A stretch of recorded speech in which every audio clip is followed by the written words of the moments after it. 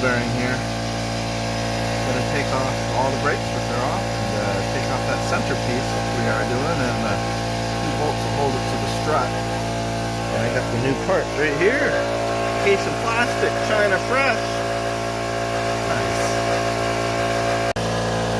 Get into the business end of it. Back side of the bearing right there, and the CV joint.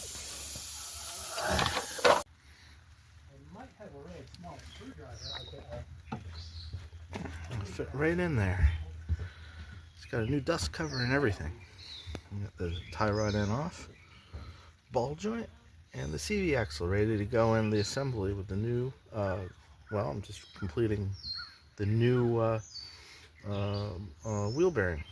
I'm set to go. Brand new right on, get the torque down to 150 foot-pounds. And put on the tie rod end.